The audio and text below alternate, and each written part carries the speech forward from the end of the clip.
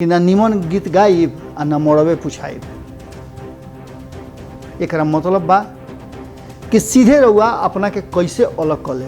लेकिन बिहार और बिहार के वर्तमान राजनीति में एक बात पक्का नजर आ रही बा कि केहू ना केहू के रिप्लेस जरूर करी। तो नियति के नियमों है, खेल हो गई बा शुरू, और खेल ऐसा शुरू हो गई बा कि रेस लेखा हो गई बा के केकरा के रिप्लेस करी। अब यह बात के चर्चा जबरदस्त शुरू हो गई बा। तो गोल मारल आसान हो जाला। पेनाल्टी जानी लेनू फुटबॉल के खेल में जब रुआ फॉल केहू के मार देला विपक्षी तो पेनाल्टी मिलेला, और वो डी एरिया के भीतर, आ डी एरिया के भीतर पेनाल्टी मार देले बा। अब देखिए एकरा के कैसे होला। गोल मारे खातिर प्लेयर बोला लिहल गई बा, आ सामने के बा तो नीतीश कुमार बाड़े, कप्तानों बाड़े या गोलकीपरों बाड़े। अभी गेना उनका से रोकाई कि ना रोकाई ये तो आवे वाला वक्त बताइए। आरसीपी सिंह रिप्लेस कर दिले रहन प्रशांत किशोर के। अब नया जनसंख्या वाला बात आइल बा, ओकरा पर नीतीश कुमार विरोध में खड़ा हो गई बाड़े। भारतीय जनता पार्टी के पहला टारगेट पर बाड़े।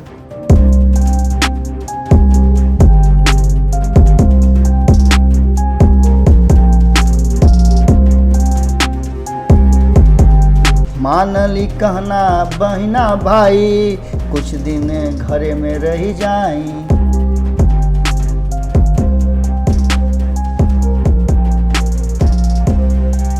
बोला तो नहीं हेरा से अभिनंदन मारू वालों के अपना कार्यक्रम चना का नाम है खूटा ठोक के। बड़ी खामोशी बा, बड़ी खामोशी बा, सभे यहाँ मौन बा। बड़ी खामोशी बा, सभे यहाँ मौन बा। इंसानी बस्ती है, इंसानी बस्ती है, यहाँ इंसान गौन बा। इंसानी बस्ती है, यहाँ इंसान गौन बा। आज़ाद बा सभे, आज़ाद बा सभे बाकिर, आज़ाद बा सभे बाकिर खौफ ज़्यादा बा। आज़ाद बा सभे बाकिर खौफ ज़्यादा बा। साख पर बैठल उल्लू, साख पर बैठल उल्लू गम ज़्यादा बा। गोड़ा तनी हेरा से अभिनंदन मारू वालों के अपना कार्यक्रम जना के नाम हो खूटा ठोक के। अध्याय हमेशा आगे की कहानी लिखेला, वर्तमान लिखेला और कड़ी जोड़ेला। लेकिन जौना तरीका से बिहार के इतिहास लिखा रहल बा, बिहार के अध्याय लिखा रहल बा, ओकरा में एक चीज़ तो पक्का बा कि ये अध्याय रुके वाला नहीं है। कहल जा रहल बा कि लोकतांत्रिक देश भारत आज़ादी के बाद से बहुत सपना देख ले रहे।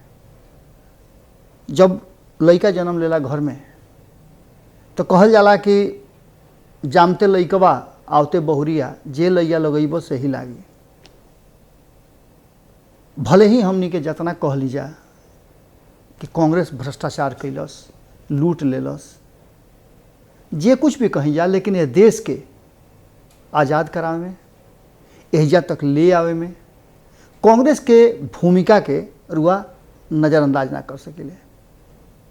जे लड़ी उहे हारी या भाजीती, जे करी उहे नीमन आ बाउर करी।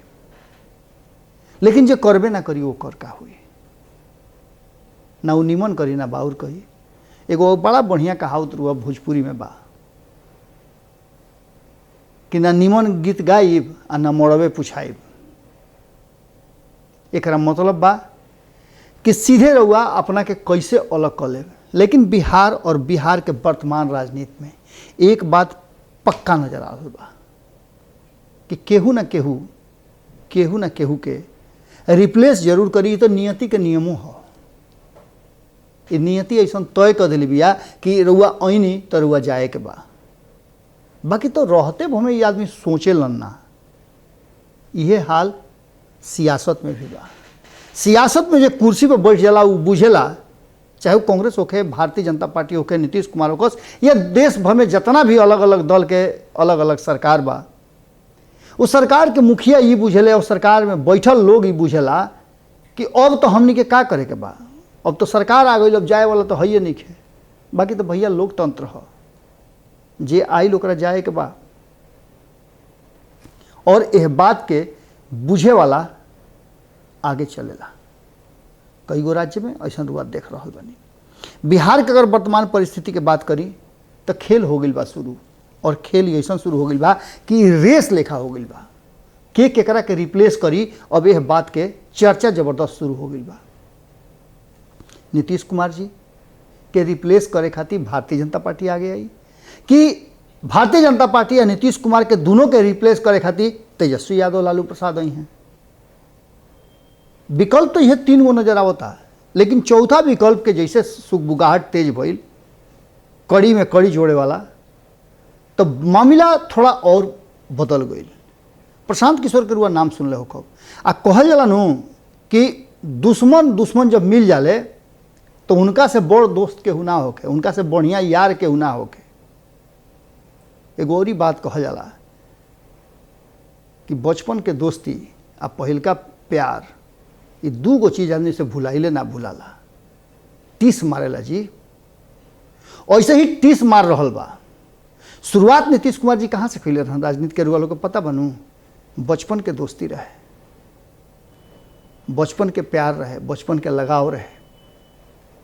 भले वक्त के हिसाब से अलगे रुआ साजबाज बैठा लेनी, लेकिन याद जरूर पड़ी कैसे राजनीति के शुरुआत भई रहे, कैसे छात्र जीवन से आंदोलन में लोग आई रहे, कैसे बिहार के बदले खातिर लोग सपना देखले रहे। अब स्थिति यह बा कि पिछला 16 साल में नीतीश कुमार जी चाहे विकास के जितना भी दावा कॉलेज, विकास यह भइल बा कि पलायन नहीं रुकल, विकास यह भइल बा कि शिक्षा के स्तर गिरल बा, विकास यह भइल बा कि कृषि के स्तर गिरल बा, विकास यह भइल बा कि महिला से लेकर के अन्य लोग के स्तर गिरल बा। अब तो जनसंख्या पर चर्चा होखे लागल, दहेज प्रथा पर बात होखे लागल, शराबबंदी पर बात होखे लागल। जहाँ जौना चीज़ के लेकर के नीतीश कुमार जी कहता रहे कि हम बढ़िया काम कैनी, ओकरे पर उनके साथी कहता कि तो बाउर काम हो गई बा। ये सब बात में अब बिहार में सांप सीढ़ी वाला खेल शुरू हो गई बा।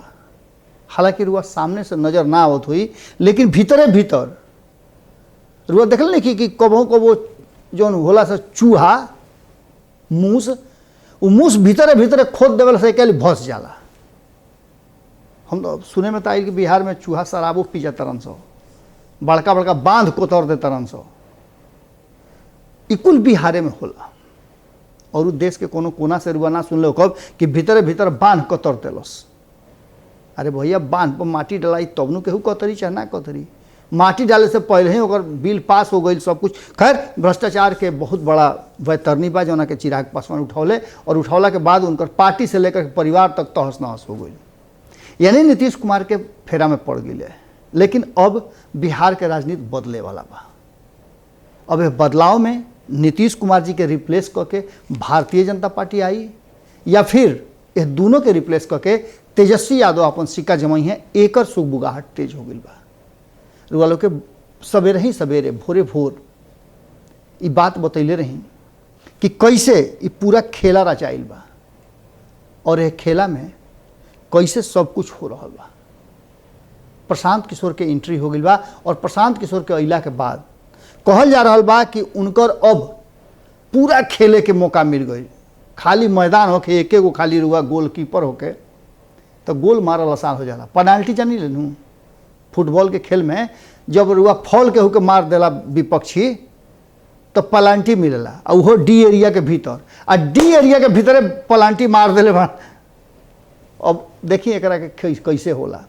गोल मारे खातिर प्लेयर बोला लिहल गइल बा, आ सामने के बा तो नीतीश कुमार बाड़े, कप्तानो बाड़े आ गोलकीपरो बाड़े। अभी गेना उनका से रोकाई कि ना रोकाई ये तो आवे वाला वक्त बताइए। RCP सिंह रिप्लेस कर दिले रहन प्रशांत किशोर के, इ वालों के पता बनू। जब से वो रिप्लेस कैले तबे से 36 के आंकड़ा शुरू हो गया है। नीतीश कुमार के संगे अक्सर भइल बा कि नीतीश कुमार के हमेशा साथी संगतिया बदलल बाड़े, और उ जगह रुआ कम नजर आई। लालू प्रसाद के संगे रुआ देखल होगा एक आधे दूगो आदमी ऐसा बाड़न जो उनका यहाँ रिप्लेस भैले। कांग्रेस में रुआ देखल होगा एक आधे दूगो आदमी बाड़ जो रिप्लेस भैले, जो चलल आवता तो चलल आवता। खास करके रुआ नरेंद्र मोदी या अमित शाह के जोड़ी के बदलत ना देखल होगा। लेकिन नीतीश कुमार के बगल के आदमी हमेशा बदलते रहे, और समय समय पर अपना अनुसार वो प्रयोग करे रहे। प्रशांत किशोर के हटावे में कहल जाला कि RCP सिंह के बहुत बड़ा हाथ रहे, और वह RCP सिंह आज नीतीश कुमार के रिप्लेस कर दिले। नीतीश कुमार के रिप्लेस ना कैले, नीतीश कुमार के संघाती जौन बाड़े, बचपन के यार बाड़े ललन सिंह, राजीव रंजन उर्फ ललन सिंह, उनको के रिप्लेस कर दिले। अभी एक लगातार रिप्लेसमेंट पर रिप्लेसमेंट हो रहा बा, तो केहू तो आकर के उजा अड़ंगा डाली खूटा गाड़ी। प्रशांत किशोर से कहल जा रहा बा कि जब से अपना मन मर्जी के कैले बाड़े आरसीपी सिंह, तब से प्रशांत किशोर के एक्शन बढ़ गई बा। पहले ही लोग बतौले रहे कि प्रशांत किशोर विपक्ष के एकजुट करे के प्रयास करता रहे भारतीय जनता पार्टी के खिलाफ, लेकिन जब बिहार में प्रशांत किशोर आ जाले तो उनका भारतीय जनता पार्टी ना बल्कि नीतीश कुमार नजर आवेले और नीतीश कुमार के रिप्लेस करे के व्यवस्था में लागल बाड़े। हालांकि रिप्लेस करे के कहल जाता रहे कि उत्तराधिकारी के रूप में प्रशांत किशोर ही नीतीश कुमार के सबसे बेहतर चॉइस बाड़े, लेकिन प्रशांत किशोर के तो अलगे कह दिहल गई, जना के फायदा आज आरसीपी सिंह के मिल गई, केंद्रीय मंत्रिमंडल में शामिल हो गई। लेकिन ललन सिंह के भी कभी रिप्लेसमेंट कहल जाता रहा। हालांकि इहो बात जब पहले उपेंद्र कुशवाहा तो कहल जाता रहे कि लौकुश के यारी होई आ संगे संगे नीतीश कुमार अपन उत्तराधिकारी भी खोज ले। अब उपेंद्र कुशवाहा जौन बाड़े उ छिछिया के पूरे राज्य भर में कार्यक्रम कर रहा बाड़े। शुरुआत कैले रहे है 11 तारीख के मोतिहारी से। नीतीशो कुमार अपन यात्रा के शुरुआत उन्हीं से करेले। अब चंपारण से वो शुरुआत करे के पीछे हुआ जानते बनी कारण का बा, गांधी जी के कर्मस्थली रहल बा, ओजे से गांधी जी बिगुल फूकले रहन, ओजे से शुरुआत भी होला। ओजा से होते हुए मोतिहारी से सीतामढ़ी, सीतामढ़ी से मधुबनी, मधुबनी से रोहतास, रोहतास से कैमूर, कैमूर से बक्सर और बक्सर से भोजपुर होते हुए बैक टू पवेलियन हुई हैं। ये पहला दौर के उनकर पूरा कार्यक्रम बा। और खास करके ये कार्यक्रम समझ ली हुआ कि नीतीश कुमार भेजले बाड़े कि जा वजह से सब जोड़ घटाव कह के देख के आओ कि का हो रहा बा। एजा नीतीश कुमार जो 5 साल पहले छोड़ दिल रहन उ काम शुरू कर दिले बड़े जनता दरबार वाला। अब में जनता के दरबार में नीतीश कुमार बड़े कि नीतीश कुमार के दरबार में जनता के बुलाया जाता, ये अलग कहानी बा, एक और बात अलग से हुई। लेकिन यह बात के माने संकेत दे रहल बा, इशारा कर रहल बा कि कहीं ना कहीं नीतीश कुमार फिर अपना के ई दिखावे के कोशिश में बा कि उहे नीतीश कुमार हवे जो 5 साल 2005 में वापस आई रहन, बिहार के बदले खातिर आई रहन।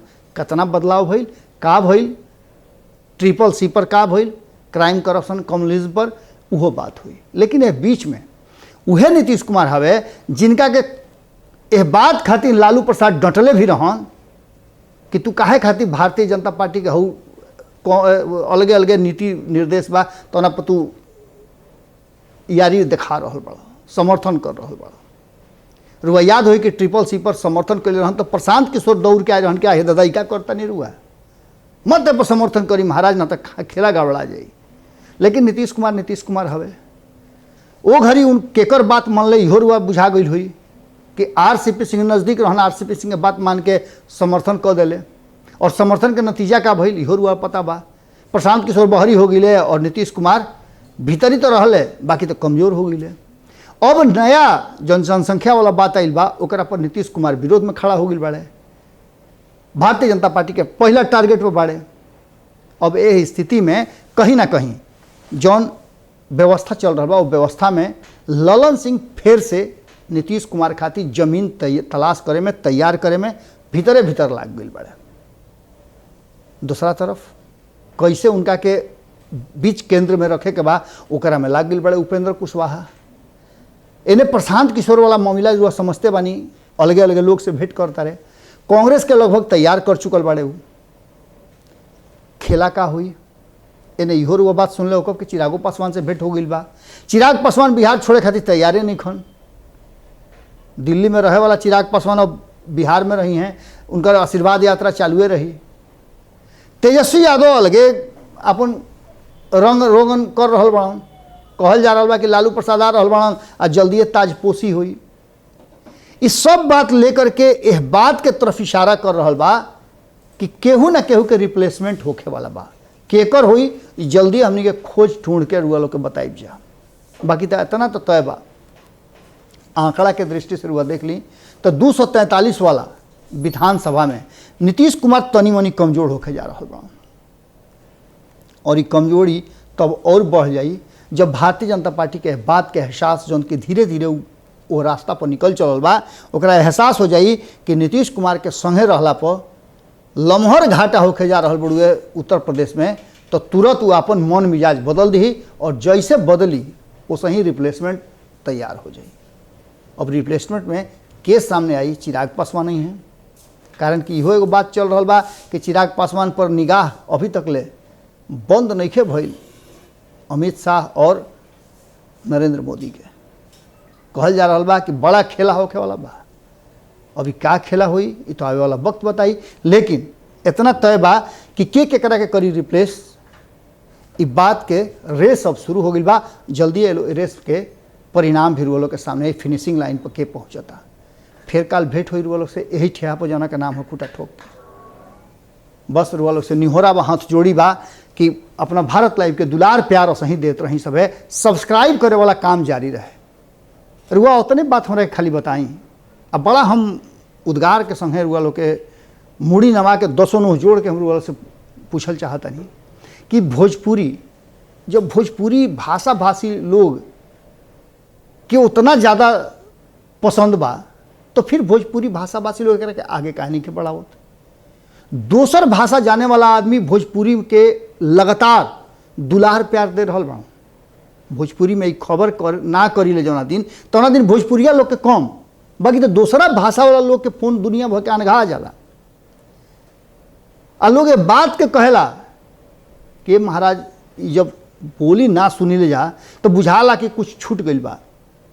नाम ना बताई, लेकिन एगो बड़ा आदमी के रिश्तेदार, राजनीतिक रूप से बड़ा आदमी के रिश्तेदार से हमरा भेंट भइल और वो हाथ जोड़ के जब हमरा से भेंट भइल तो कहले कि रात में जब तक ले भोजपुरी ना सुन ली ले और ख़ास करके भारत लाइव के खूटा ठोक ना सुन ली ले तब तक ले हमरा नींदे ना लागे। ऐसा बहुत लोग बा, देश दुनिया से फ़ोन आवेला, लेकिन हमरा इंतज़ार बा भोजपुरी भाषा भाषी लोग के फ़ोन आई और वो कहते कि बड़ा नीक लागल। अगर ख़राब लागल तो खराबो बताई, लेकिन बोली जरूर। बड़ा दुलरी भाषा है जी, एकरा के जतने दुलारब नु उतने रुआ के दुलार दिवाई, मान सम्मान दिवाई। छोड़ी सब हिम्मत, एकरा के जितना आगे तक ले जा सके ले जाई। गोड़ लागत नहीं। अगर ये वीडियो पसंद आई और वह बिहार के राजनीति और बिहारियत से सरोकार रखेनी तो सब्सक्राइब बटन दबा के चैनल के सब्सक्राइब कर ली। ओजे एगो घंटी बा, ओकरा बटन दबा देला से कुल सटीक और मारक खबर रुआ मुफ्त में मिल जाई। अगर रुआ पत्रकारिता के हमनी के नया प्रयोग में सहयोग कर चाहतानी तो ज्वाइन बटन दबा दी। पेटीएम नंबर नोट कर ली 9386816700। धन्यवाद।